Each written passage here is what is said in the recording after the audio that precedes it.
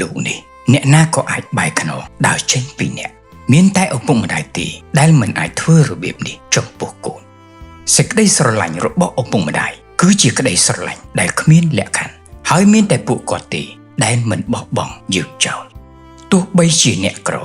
អ្នកមានបានអ្នកជោគជ័យឬក៏បរាជ័យពិភពលោកនេះអាចមិនទទួលស្គាល់អ្នកប៉ុន្តែនៅពេលដែលអ្នកវិលត្រឡប់មកផ្ទះវិញឪពុកម្ដាយរងចាំអ្នកគ្រប់ពេលវេលាពួកគាត់មិនចង់ដឹងថា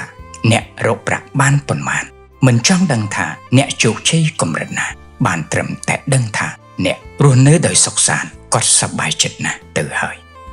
ប៉ុន្តែជីវិតវាមានភាពចម្លែកកើតឡើងច្រើនណាស់កូនខ្លះបានបោះបង់ចោលឪពុកម្ដាយដោយគិតតែពីការរកប្រាក់ចិញ្ចឹមនិងផ្គត់ផ្គង់គ្រួសាររបស់ខ្លួនដោយទុកឲ្យឪពុកម្ដាយនៅឯស្រុកវិលវល់នឹងភាពចាស់ជរាពួកគាត់ថែរក្សាគ្នាដោយស្ងាត់ស្ងៀមទោះបីជាឈឺថ្កាត់ក៏ពុំហ៊ានប្រាប់កូននឹកកូនម្ដង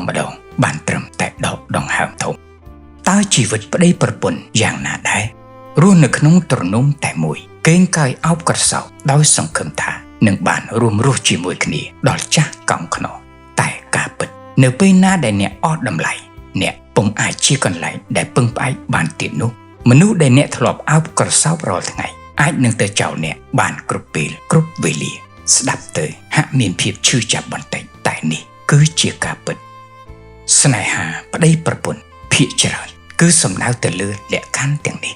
នៅពេលដែលអ្នកមានប្រាក់គឺទទួលបាននូវក្តីរីករាយបើអ្នកបែរជាគ្មានប្រាក់វិញរឿងអ្វីនឹងកើតឡើងអ្នកប្រកាសជាអាចយល់បានដោយខ្លួនឯង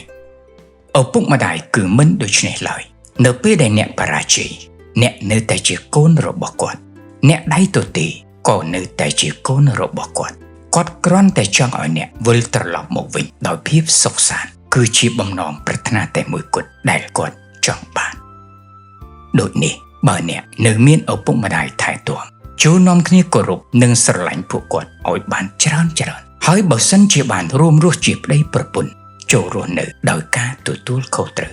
កុំទុកដល់ពេលដែលបាត់បង់ទៅទើបសោកស្ដាយព្រោះដឹងថាអ្នកណាជាអ្នកដែលស្រឡាញ់យើងជាងគេឆាកជីវិតនេះខ្លីណាស់ស្រឡាញ់ត្រូវហ៊ាននិយាយបើនឹកត្រូវវិលត្រឡប់ចូលកុំទុកដល់ពេលចង់មកវិញតែបែរជាគ្មានអ្នកនៅចាំបើកទ្វារទទួលតើអ្នកធ្លាប់ឆ្លងកាត់អារម្មណ៍បែបនេះហើយឬនៅ